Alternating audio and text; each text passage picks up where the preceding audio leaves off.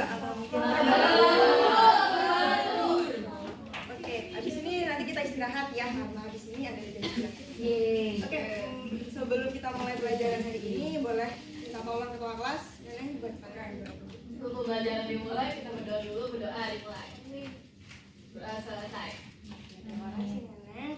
Mau nanya dulu, hari ini siapa yang nggak masuk? Ada? Aku mana Bu? Hari dia Bu dari Kenapa? badminton kebanjiran. Nanti minta tolong sekretaris ya buat bantu. Ibu juga minta tolong ada siswa yang bantu buat gitu. Tolong ya. Oke. Tahu nggak hari ini kita mau belajar tentang apa? Mungkin medit. Susah banget kayaknya. Mau S1 ya? Oke. Besok semoga kita bisa lanjut ya kuliah ya teman anak-anak semuanya. Oke, hari ini kita akan belajar tentang kewirausahaan. Jadi ibu di sini sebelumnya ibu mau ngasih challenge buat teman-teman. Tadinya Bu, tadinya jago. Kita ini dulu ya, bagi kelompok dulu kali. Bagi kelompok 5 kelompok di sini karena random ibu bagi aja ya 5 kelompok. Ini kelompok 1, kelompok 2, yang belakang kelompok 3, kelompok 4. Oke? Erika boleh bantu?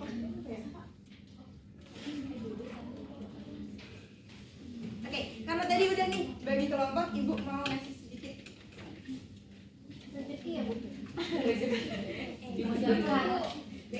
Kata lu apa? Mie ayam.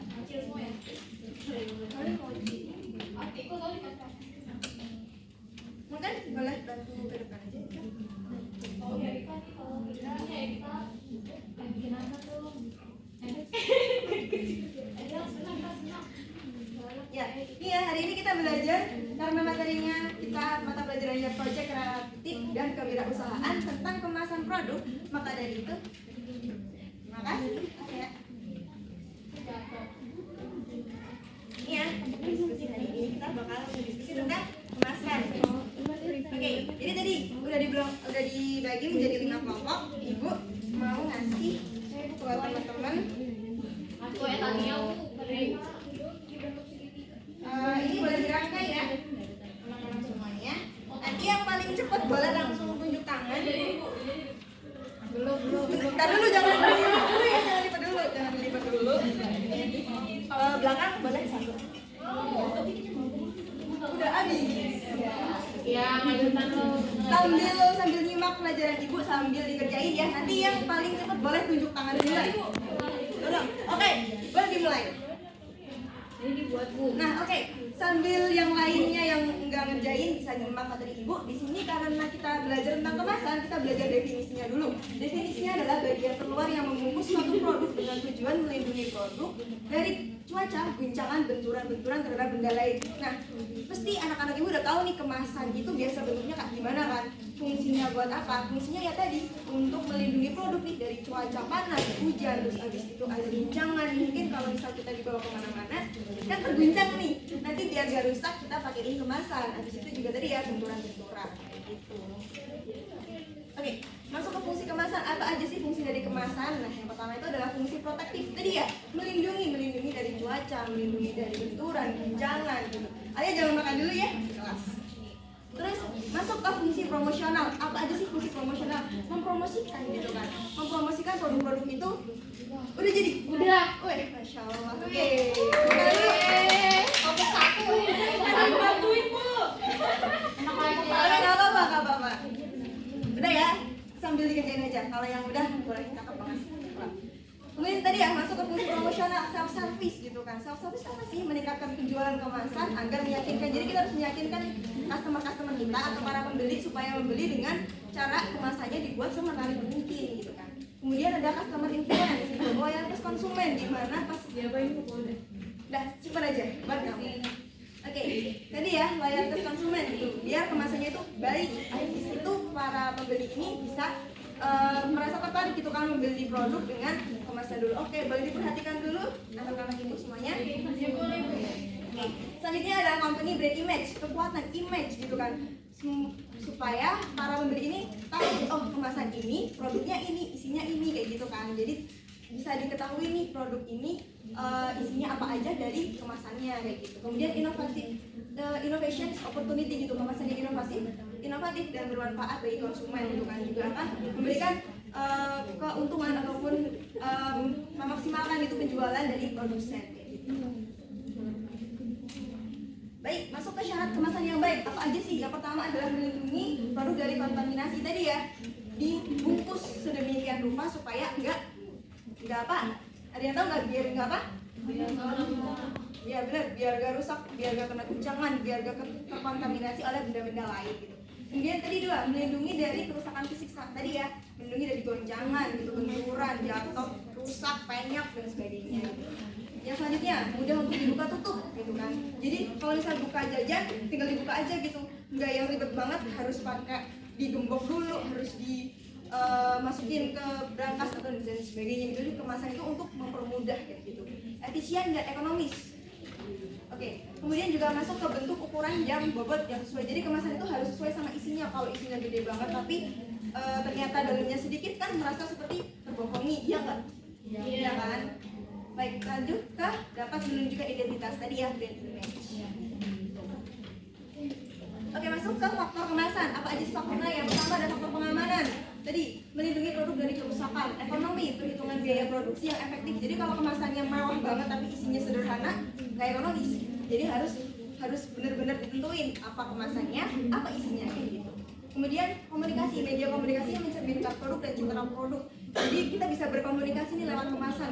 Oh, kemasan dari Roma biskuit, ada gambar biskuitnya, makanya kita tahu nih, oh Roma biskuit isinya biskuit kayak gitu. Estetik, daya tarik visual kemasan. Kalau kemasannya sederhana banget, lolosan, ya mana ada yang mau beli gitu kan. Kemasannya harus semenarik mungkin kayak gitu. Faktor identitas harus berbeda dengan yang lain gitu kan. Itu juga salah satu jadi brand image. Kemudian faktor pendistribusian, mudah didistribusikan hingga ke tangan konsumen gitu banget. Ergonomis, mudah dibawa, dipegang, dibuka dan mudah disimpan. Oke, masuk ke macam-macam kemasan. Ibu juga punya contoh. Karena di sini macam-macam kemasan itu ada kemasan primer, sekunder, tersier. Kemasan primer, kemasan sekunder dan tersier. Ada yang tahu ini mungkin masuk ke kemasan apa? Oke, mana Putri?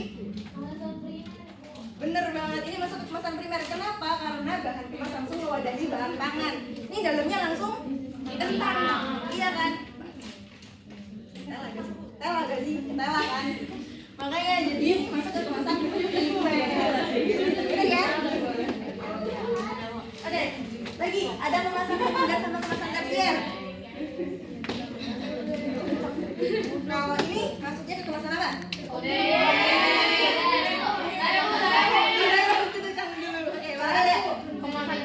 Nah, bener banget nih masuk ke kemasan. Udah ada yang bertanya nih ya, mohon maaf. Melindungi kelompok kemasan lainnya seperti misalnya kotak, karton untuk pada susu dan kaleng susu. Ini di dalam ini tuh masih ada wadah lagi nggak sih? Ada. Dari itu ini masuk ke kemasan sekunder. Boleh banget. Oke, yang ketiga ada kemasan tersier dan kelompok kemasan yang diperlukan untuk menunjukkan bagaimana identifikasi melindungi saat pengangkutan ini, misalnya seperti kontainer gitu ya, seperti box buat dibawa ke laut ataupun di penerbangan gitu yang jarak jauh, itu bisa pakai kemasan tersier dan kuarter. Nih tadi ya gambar kemasannya ada primer, secondary dan tersier. Jadi tadi ya kotak susu, kemudian ada box, kemudian ada kontainer.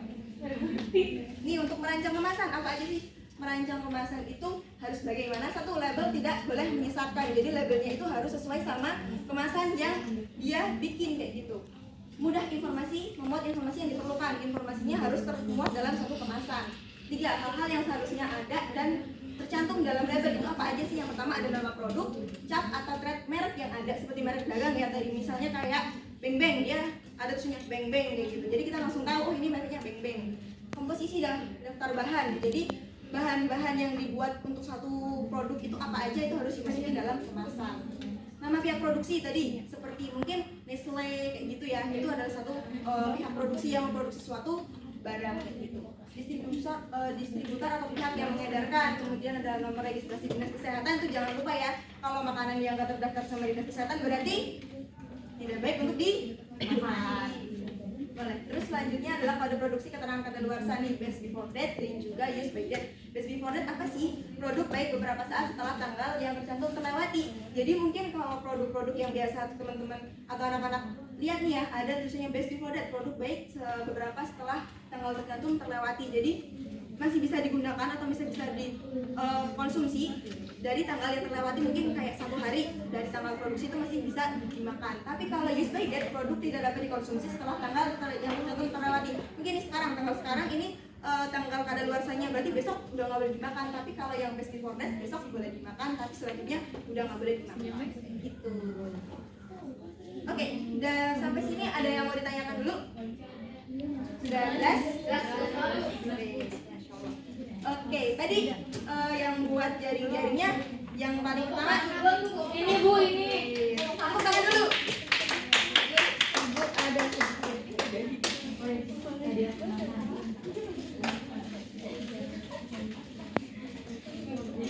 ini ya, tadi buat bapak satu.